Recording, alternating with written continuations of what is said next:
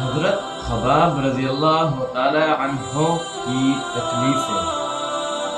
حضرت خباب رضی اللہ تعالی عنہ ایک بہت مشہور صحابی ہیں، تو ان کے اسلام لانے کے بعد جو ان پر تکلیفیں گزاری گئی تو ہم وہ آج اس ویڈیو میں آپ کو بتائیں گے۔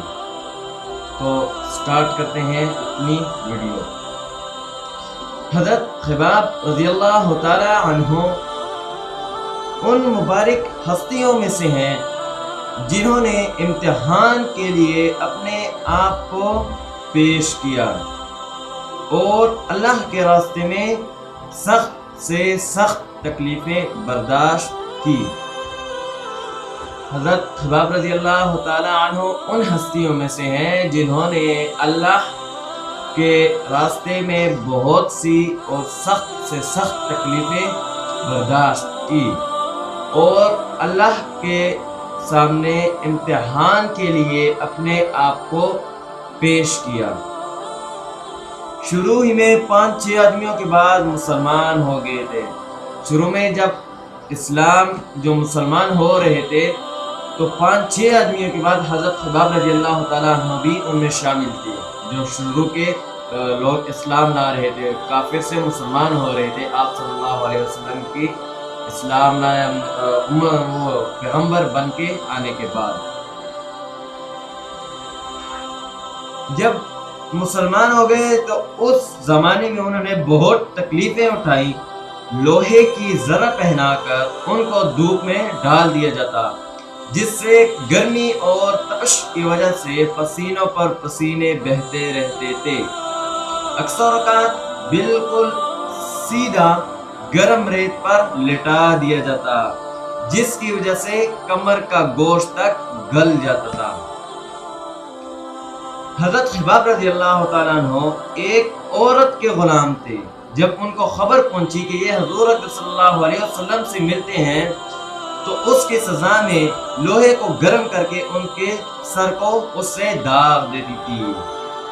حضرت خباب رضی اللہ تعالیٰ عنہ ایک صحابی تھے، وہ ایک عورت کے غلام تھے۔ جب ان کو پتہ چلا کہ حضرت خباب رضی اللہ تعالیٰ عنہ مسلمان ہو گئے ہیں اور آپ صلی اللہ علیہ وسلم سے ملتے ہیں تو اس بات پر وہ بہت خفا ہوئی اور غصہ ہوئی اور لوہے کو گرم کر کے جو حضرت خباب رضی اللہ تعالیٰ عنہ کے سر تھا اس کو داغتی تھی، اس سے نشان بناتی تھی۔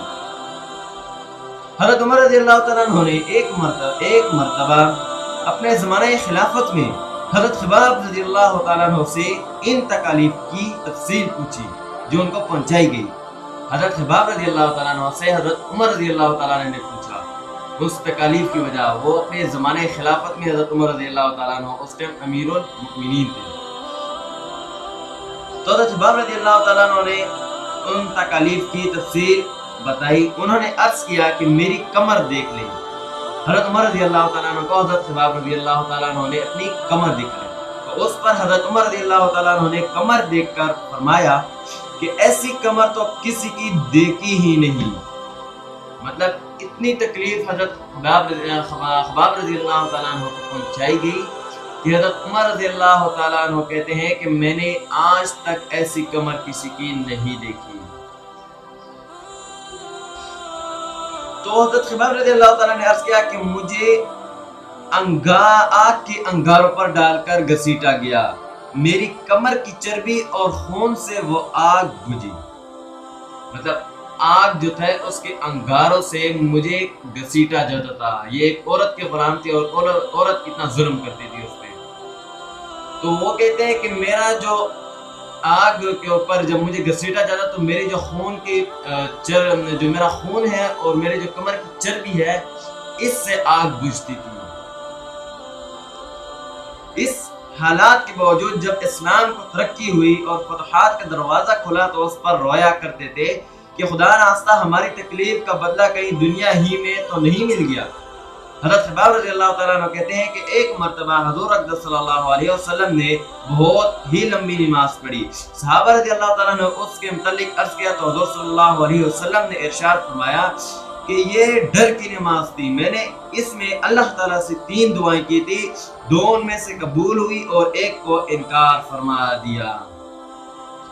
یہ حضرت حباب رضی اللہ تعالیٰ عنہ کہہ رہے ہیں کہ ایک مرتبہ ہم نے حضور پاک صلی اللہ علیہ وسلم کو دیکھا کہ بہت ہی لمبی نماز پڑھی، تو حضور پاک صلی اللہ علیہ وسلم جو کام کرتے تھے تو صحابہ کرام اس سے پوچھتے تھے آپ صلی اللہ علیہ وسلم کہ یہ آپ نے کیوں کیا، کیونکہ آپ صلی اللہ علیہ وسلم جو کام کرتے تھے اس میں ایک اوپر کی طرف سے ایک وحی کے طور پر یوں سمجھ لیں۔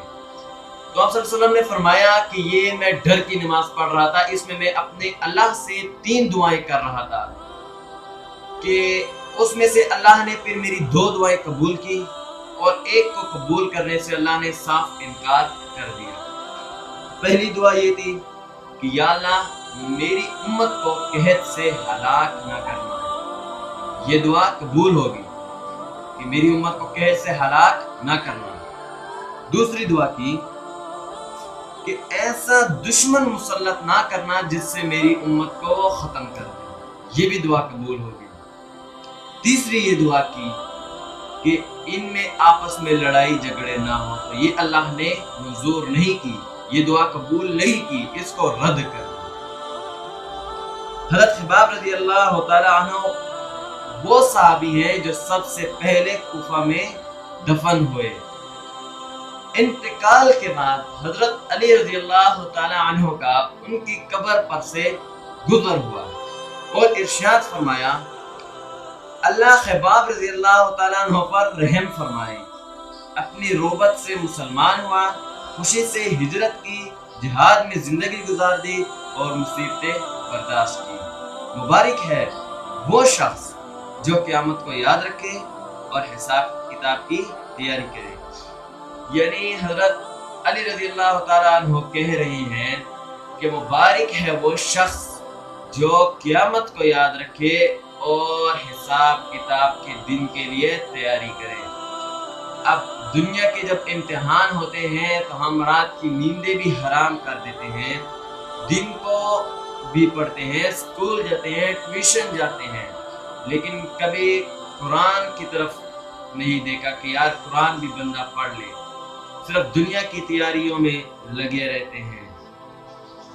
اب جیسے مثال کے طور پر ایک لڑکے نے میٹرک کا امتحان دینا ہے اور وہ سویا رہے، رات کو بھی دن کو بھی موبائل پہ لگا رہے اور وہ چلا جائے صبح امتحان دینے، کیا وہ پاس ہو جائے گا؟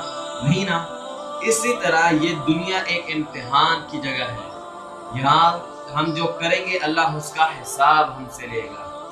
اگر ہم یہاں پر غفلت کی زندگی گزاریں گے، عیش و عشرت کی زندگی گزاریں گے، سو کر گزاریں گے، بات چیت میں گزاریں گے، تو میرے بھائیو دوستو وہ زندگی عبدالآباد ہے، وہ ختم نہیں ہونے والی زندگی ہے اور وہاں کی سزائیں بہت سخت ہیں۔